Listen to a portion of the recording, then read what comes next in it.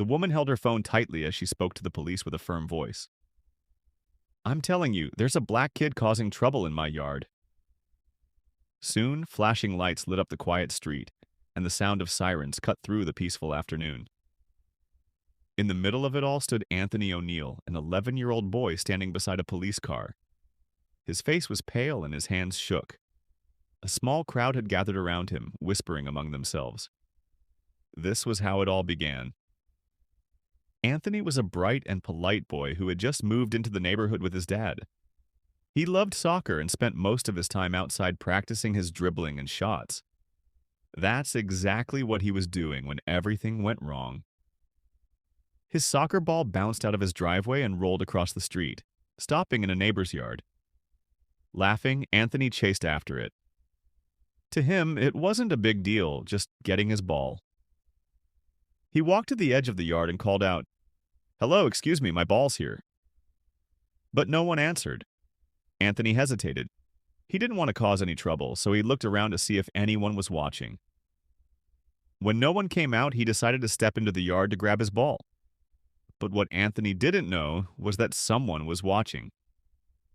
Catherine Roberts stood at her window, watching him closely. To her, it wasn't just a boy getting his ball, it was something entirely different. Catherine frowned, her mind racing with assumptions. Who is this kid? She thought. Why is he in my yard? Without waiting to find out, she picked up her phone and dialed. Hello, police? There's a black kid causing trouble in my yard, she said, her voice sharp and steady. He looks suspicious. Can you send someone right away? By the time Anthony picked up his ball and started walking back, he heard sirens, loud and close. He froze and turned to see a police car pulling up. 3 officers stepped out, their faces serious. For a moment, Anthony didn't understand. What was happening? Why were they here? The officers approached him, speaking calmly but firmly. What are you doing here, son? One of them asked. Anthony clutched his soccer ball tighter. I just came to get my ball, he said softly. Before he could explain further, Catherine stepped outside. She pointed at him, her voice growing louder. That's him! He's been snooping around here all day. I don't care what he says, that boy doesn't belong in this neighborhood. The officers exchanged glances, their faces unreadable. One turned back to Anthony. Son, he said calmly, is that true? Were you trespassing? Anthony looked down at his ball, his voice barely a whisper. I wasn't trespassing, he said. I was just getting my ball. It rolled into her yard. Catherine crossed her arms tightly, her voice sharp and accusing. Oh, sure, she snapped. That's what they always say. It starts with a ball, and before you know it, they're scoping out houses, looking for something to steal. Her words hit Anthony hard. He glanced nervously at the officers, at the crowd gathering around him, and then back at Catherine. His chest tightened. He tried to speak, but the words wouldn't come out. The officer sighed and asked, Why didn't you stay in your own yard? Anthony blinked, confused by the question. He felt the weight of every gaze on him, waiting for him to say the wrong thing. Catherine smirked, her arms still crossed. I told you, she said to the officers. I knew he was up to something. But Anthony wasn't up to anything. He was just a kid with a soccer ball, yet now he was being treated like a criminal. Feeling pressured by Catherine's complaints, one of the officers made a decision. He told Anthony he needed to come in for questioning. Anthony didn't argue or resist. His voice shook as he asked for one thing. Can I call my dad? What Catherine didn't know and what the officers didn't know was that Anthony's dad wasn't just any parent. He was Shaquille O'Neal, a professional basketball player and one of the most respected men in the state. When the phone rang in his office and he heard Anthony's trembling voice, Shaquille knew exactly what he needed to do. He made a few calls, and within minutes, a convoy was racing toward the neighborhood. The sirens started again, but this time not 1 or 3. An entire fleet of black SUVs sped down the street, lights flashing and engines roaring. Catherine turned to look, confusion spreading across her face. She had no idea what was about to happen. The convoy came to a stop and the doors swung open. Out stepped professional basketball player Shaquille O'Neal. Do you enjoy the story? Let us know where you're watching from and click the subscribe button now for more stories like this. He didn't rush. He didn't hesitate. Just being there, he commanded attention. Everyone knew who he was. Catherine stood in shock. She thought this was just a simple trespassing case. How could she have known that the boy she accused was the son of the most powerful and respected man in the state? Shaquille's eyes scanned the crowd. He looked at the officers, the neighbors, Catherine, and finally stopped at Anthony. He studied him for a moment, his face giving away nothing. Then he spoke. His voice was calm, but there was a sharp edge to it that cut through the tension like a knife. "What's going on here?" he asked. The officers froze, glancing at each other. One of them cleared his throat, stealing a quick look at Catherine. "We got a call about suspicious activity," he said. "This young man was seen on private property." Shaquille raised an eyebrow and turned to Catherine. "You made this call?" he asked. Catherine, still trying to collect herself, nodded quickly. "Yes," she said, her voice much softer now. "I saw him in my yard. I didn't know who he was or what he was doing, so I called the police. I thought it was the right thing to do."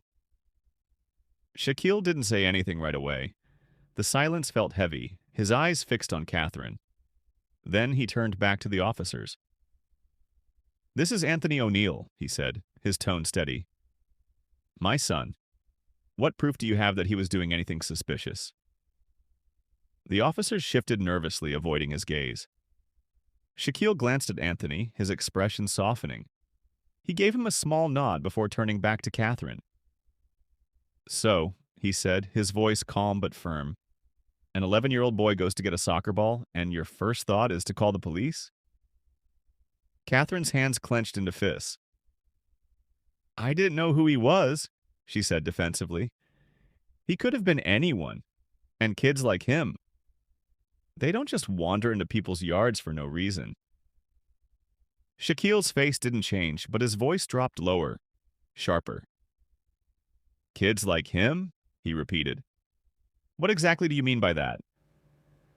The air grew heavy with tension. Neighbors exchanged uneasy glances as Shaquille's words sank in. Catherine stumbled over her words, her earlier confidence gone. Shaquille stepped closer, his tone steady and commanding. "Let me be very clear," he said. "You called the police on a child. You accused him with no evidence. And now you're trying to justify it with assumptions that reveal more about you than about him."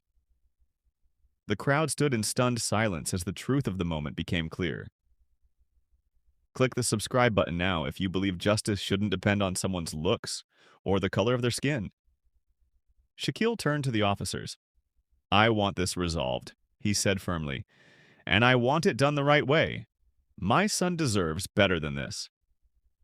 The officers quickly nodded, their professionalism returning. Catherine, ashamed, mumbled, "I'm sorry." Mr. O'Neal. Shaquille faced her again, his voice steady.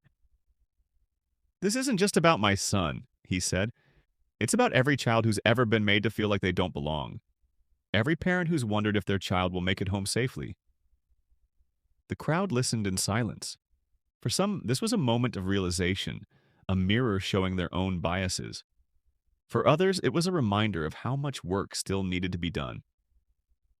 Then, Shaquille O'Neal addressed the crowd. He didn't speak as a basketball star, but as a father.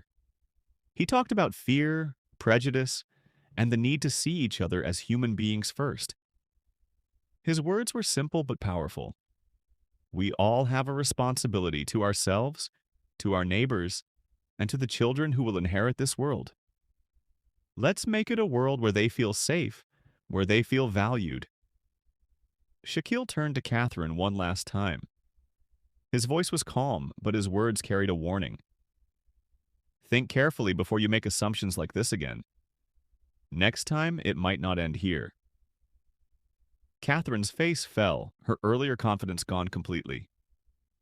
For Shaquille, this wasn't the end.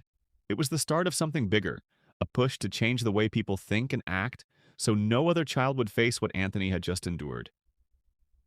The impact was undeniable. Catherine, once confident in her place in the community, now felt isolated.